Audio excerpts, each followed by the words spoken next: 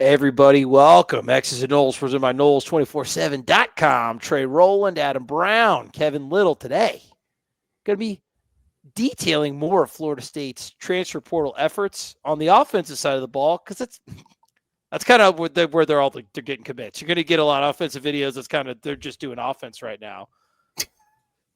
And we're going to talk about, I think, the best commit I think they've gotten out of the entire portal cycle.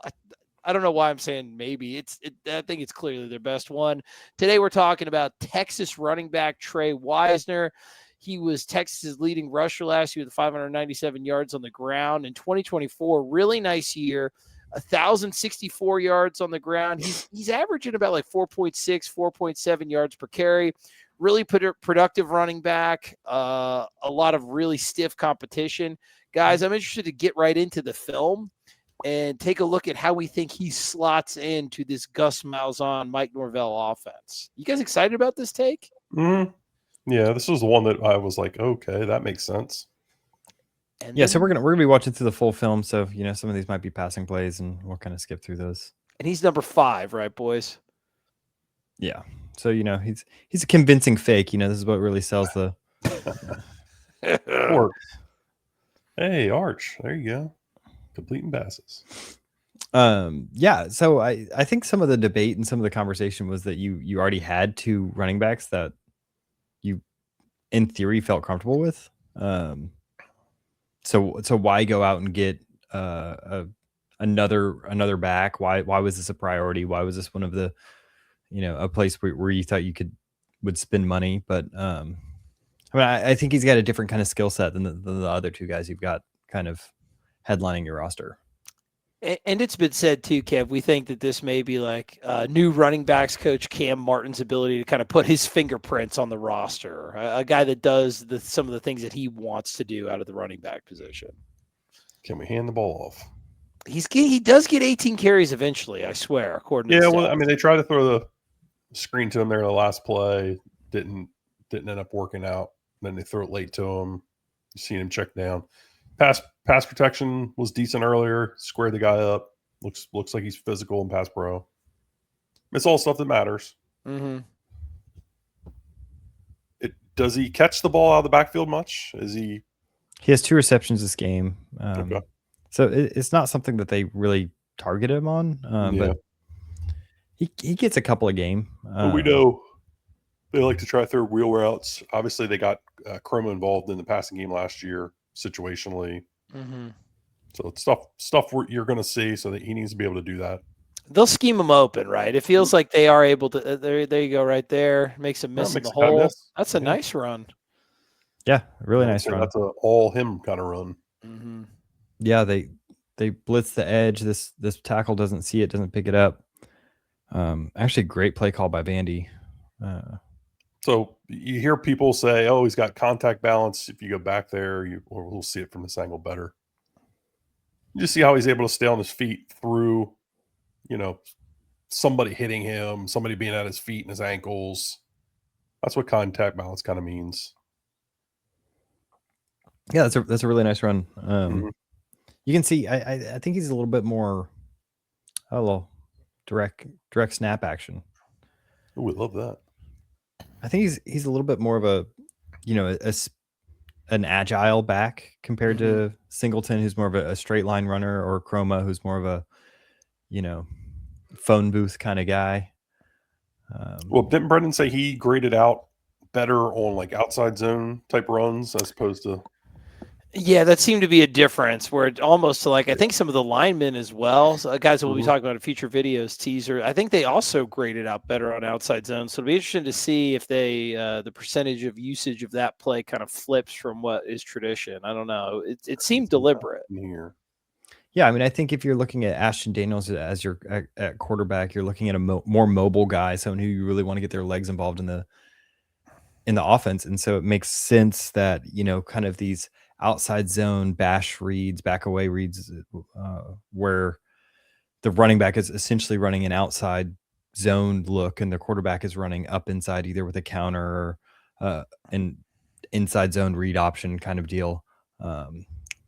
Makes a lot of sense to get a guy that has a little bit more of this first few steps speed that can get around the edge here. So this isn't him. This is a different running back. So obviously in 2024, the FSU Not him running again. backs were putrid, right? Along with everything else. Obviously a nice uptick in the 2025, kind of petered out somewhere towards the middle of the season. Well, what do you think the running back room was missing from the team last year? I mean, the effectiveness started to wane as the season went on. The ability to get more than 5 carries. Yeah, the rotation was a little wild.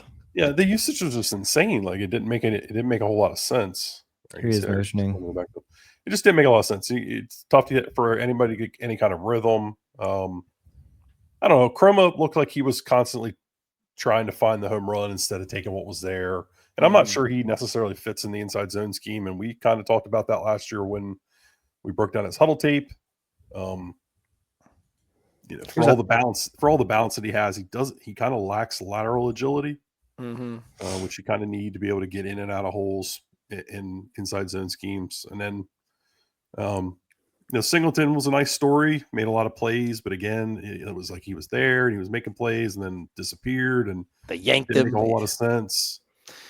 Nothing made a whole lot of sense last year. What do we got here, Kev?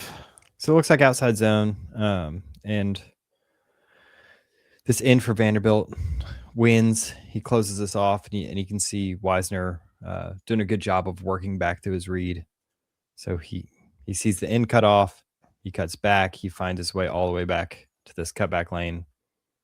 Good vision, man. I kept it tight to the hole too. He's also a nice patient. read. He's not quick to get into the hole. He's patient to see the hole and read it and let it develop. There's some nuance to that. I mean, you got to let that stuff all kind of open up. You got to let the movement kind of take place before if you just run up there as fast as you can, you're just going to run in the back of a lineman or a defensive lineman. I can't remember the last time like a Florida State running back hit a really nice cutback on like a zone read, or a zone run play like that. This just hasn't been in our skill set for a while. Yeah, I'm trying to think. I mean, he is on a screen. Trey Benson did some of that stuff, but they were running more gap stuff at that point. So there he is receiving the ball. Looks natural catching it.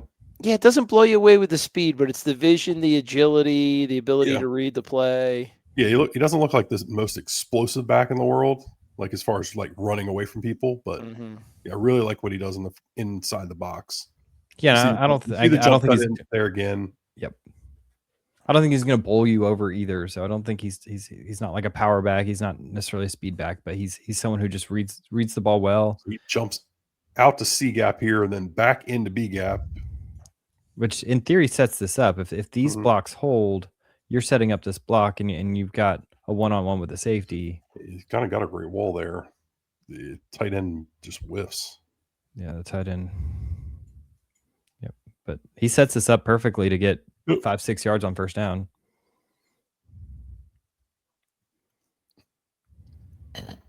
Yeah, I like the vision. Yeah, same. And like you said, just nice tight, not a lot of wasted space on the movements. He moves in the hole really well. So again, some sort of zone run. His it looks like inside zone. That's his read here, and he's gonna find himself cut his way back, be patient, kind of make that jump cut, and find a gap and kind of stick his head up in it. If you go back, this read's going to be the one tech here on the backside.